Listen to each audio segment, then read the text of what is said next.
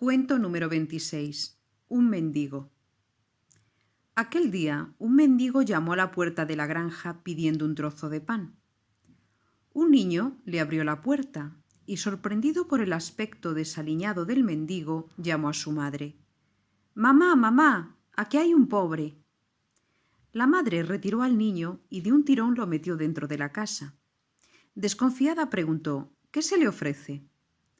El hombre alargó humildemente su mano abierta y ella introdujo la suya en el bolsillo, tomó unas monedas que dejó caer a cierta distancia. El hombre marchó en silencio tal como había venido. No le habían dado lo que necesitaba, pero igualmente se fue agradecido. Se sentó a la sombra de un árbol y, orando, levantó los ojos al cielo intentando calmar el dolor del hambre en su estómago y en su corazón. Y dando gracias a Dios por la bondad de aquella madre, quedó rendido por el sueño. Pero al momento lo despertaron las carreras y los gritos de los niños llamando a su madre. «¡Mamá, mamá! ¡Papá se ha caído del caballo!». La madre salió corriendo hacia el campo en el que su marido trabajaba para auxiliarlo, y al llegar supo que se había roto las dos piernas. Se esforzó intentando levantarlo, pero le fue imposible, y llamó pidiendo ayuda a los niños, pero eran pequeños y no tenían fuerza. La mujer lloraba de impotencia al oír los quejidos de dolor de su marido, y fue entonces que el más pequeño de sus hijos, que no conocía los prejuicios de los mayores, se acercó al mendigo y le contó lo que estaba sucediendo. El mendigo, de la mano del niño, se acercó al hombre herido y le ofreció su ayuda. Al principio la mujer no quería, pues ¿cómo iba a consentir que aquel pobre harapiento tocase a su marido? Luego se convenció que esa era la única forma de levantarlo, subirlo a la carreta y llevarlo a casa. Pero el herido estaba demasiado grave para quedarse sin atención médica. Entonces la mujer pensó que tendría que trasladarlo a la ciudad para que fuese bien atendido. Pero ahí le vino a surgir otro dilema. Si acompañaba a su marido a la ciudad, ¿quién atendería a sus hijos? Y si se ocupaba de los niños, ¿quién llevaría a su marido? Una vez más, solo el mendigo podría ayudarla. Pero la mujer seguía en su interior debatiendo a quién dejaría en sus manos, a su marido o a sus hijos. ¿Qué decisión tomaría esta esposa y madre? ¿Qué decisión tomarías tú? ¿Qué puede más en ti, la madre o la esposa? ¿Quién correría más peligro en manos de un mendigo desconocido? Y si piensas que ese mendigo era Dios, ¿a quién le confiarías? Cuento número 27. Dime, vecino. Viendo un hombre desde su ventana que al paso de la tormenta una fuerte riada había destruido la casa de su vecino, tan pronto las aguas bajaron su curso, se acercó con ánimo de ayudarlo en su desgracia. Y aquel buen hombre, que se acercó con ánimo de ayudar y de consolar, se inquietó por la actitud de tranquilidad que encontró ante tan lamentable desastre.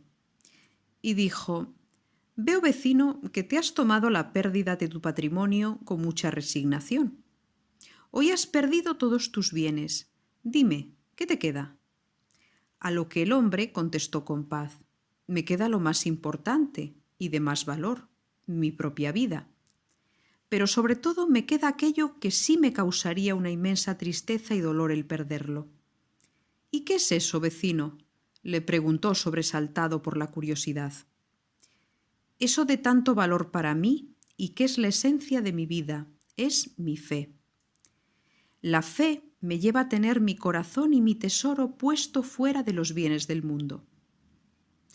El hombre que iba a ayudar no pudo entender sus palabras y cabizbajo le dijo: «Yo lo conservo todo y viendo tu desgracia me siento inquieto, pues vivo insatisfecho y sufriendo un inmenso vacío».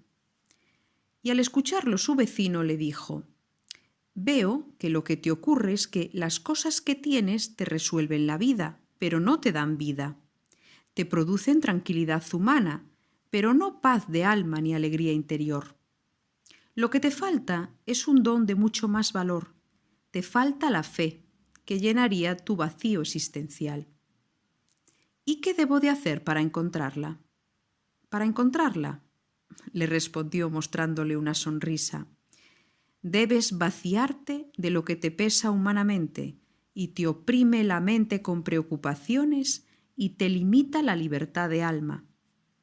Y veo que es mucho lo que debes vaciar en ti, porque si es mucho lo que posees y deseas, es mucho más lo que te posee y te desea. Cuando las preocupaciones y las ocupaciones nos sacan la paz, es que nos falta algo de más valor.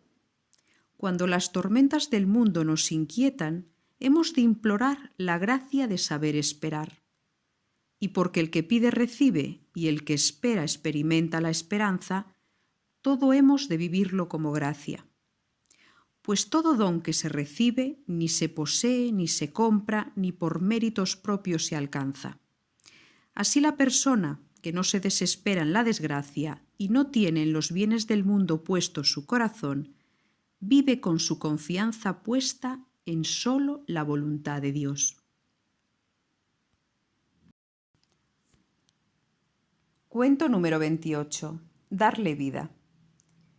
Después de hacer muchos intentos por encontrar el camino de su realización y descubrir su vocación, aquel joven indeciso, por casualidad, como todo lo que hacía en su vida, vino a detenerse ante el escaparate de una librería. Y también por casualidad, su mirada fue atraída hacia un libro con un título muy sugerente: Aprenda a pintar en 30 horas. De repente, una luz iluminó su mente y pensó que el aprender rápido y con poco esfuerzo era lo que estaba buscando.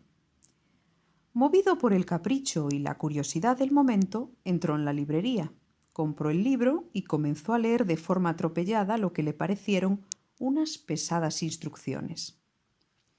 Y siguiendo los consejos, fue recopilando el material necesario: pinceles, paleta, pinturas, caballete, etc. Después volvió a releer el libro de forma más minuciosa, queriendo retener en la memoria las técnicas y consejos prácticos que se iban detallando. Y creyéndose con la lección aprendida, comenzó a recorrer el campo en busca de un paisaje lleno de vida. Y en medio del movimiento de la naturaleza, dibujó y coloreó el blanco e inerte lienzo un día tras otro, hasta cumplir las 30 horas de trabajo aconsejadas en el libro. Y cuando dicho tiempo se hubo completado, sintió deseo de admirar la belleza impresa en su obra, y colgó en su casa el lienzo para ser el primero en complacerse en su hermosura. Y sentado ante la fría pared donde todo era oscuro, sus ojos se movían ansiosos de un punto a otro, queriendo retener el paisaje en su retina. Pero sus ojos solo alcanzaban a contemplar una obra vacía, apagada y muerta, como espejo de su propia existencia. Pasadas las 30 horas de instrucciones teóricas y prácticas, supo que su propia imagen representaba un paisaje muerto, pues solo alcanzó a pintar sobre el blanco lienzo la imagen muerta de su propia vida.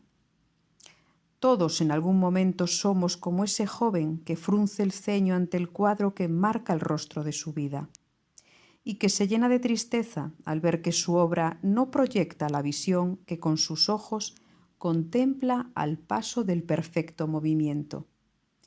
Sus inexpertas manos habían dirigido los pinceles intentando imprimir un rayo salido de la luz y el color del cielo, porque en su engreimiento deseaba grabar sobre el frío lienzo lo que sus ojos contemplaban al paso del puro movimiento de la vida creada. Pero el artista nace en lo interior, no se hace en lo exterior.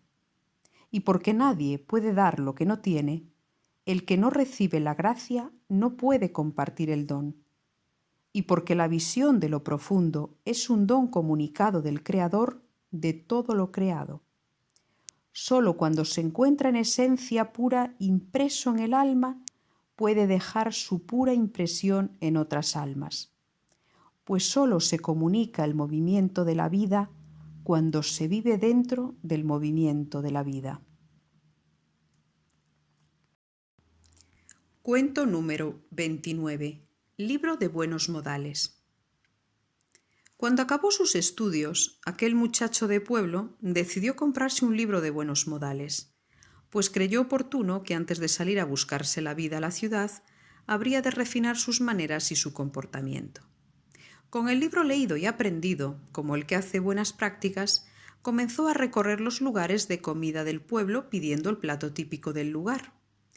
Y ante el asombro de todos, el muchacho manejaba los cubiertos con tanta finura como el pintor maneja sus pinceles. Tanta delicadeza ponía en el comer haciendo uso de un refinado protocolo, que en gran medida la comida se quedaba en el plato. Salió de un pueblo a otro y por cuanto lugar pasaba la gente se quedaba admirada del exquisito refinamiento que había adquirido. Pero ocurrió que pronto la gente pasó de admirar su comportamiento a reírse de él, puesto que se había vuelto tan exagerado que tocaba el ridículo. De manera que, queriendo mostrar sus finos y exquisitos modales, acabó siendo el hazmerreír de todos. Pero el joven estaba tan concentrado en lo que hacía que tardó en darse cuenta de que todo saber estar tiene su momento, su lugar y su tiempo, que no es lo mismo la mesa del rey que la mesa del siervo, y que él, siendo un simple siervo, comía con las maneras de un rey. Las apariencias son sombras que se desvanecen en el momento que el sol se oculta. Está bien la finura, pero un exceso de finura se transforma en un acto tosco, ordinario y ofensivo. Cuento número 30. Buenos consejos. Este era un hombre joven desilusionado de su vida, al que un día se le vino a despertar el interés cuando oyó hablar de un viejo sabio que daba buenos consejos. Después de mucho caminar, consiguió llegar al lugar donde el anciano vivía, y dirigiéndose a él le indicó: «Señor, he oído decir que das buenos consejos, y vengo buscando la ayuda de tu sabiduría para tomar una decisión muy importante para mi vida». El anciano, que salía de pesca, le hizo saber que hasta la vuelta no lo podría atender, pero si quería podían disfrutar juntos de aquel hermoso día. El joven, que no tenía otra cosa que hacer, decidió compartir con el sabio su día de pesca, pensando que podría aprovechar el tiempo hablando de sus cosas. Y se subieron a la barca dispuestos a pasar una jornada entretenida. Pero al momento el anciano le indicó que quedase en silencio, que las voces alejaban a los peces. Seguidamente le aconsejó que hiciese uso del silencio interior y exterior para reflexionar en qué se había equivocado y a la vuelta le diese una clara respuesta. Y pasó el día mientras el anciano pescaba y el joven pensaba, y tanto el anciano pescó como el joven pensó. Y la cesta se llenó de peces y de pensamientos, se llenó de silencios y de reflexiones, se llenó de tiempo y de conclusiones. Nada había dicho el sabio, y el joven todo lo había entendido. Fue entonces que supo que a su vida le había faltado el pensar antes de iniciar, el reflexionar antes de seguir, el concluir antes de abandonar. Le habían faltado los peces, los silencios y el tiempo, y se volvió contento, habiendo recibido tan sabio consejo de tan anciano sabio. Como el anciano, hemos de predicar con nuestra vida, enseñando más con el obrar que con el hablar, dando más voz a la transparencia de los silencios que al ruido de las palabras, dejando que grabe una huella más profunda el paso del tiempo que la sombra de la prisa. Y como el joven, hemos de descubrir que son más prudentes los pensamientos que las inciertas acciones, más rectas las reflexiones que las falsas intuiciones, y que nos acercan más a la meta las pequeñas iniciativas que las grandes conclusiones, y que la más pequeña de las acciones es más grande que los magníficos proyectos inacabados.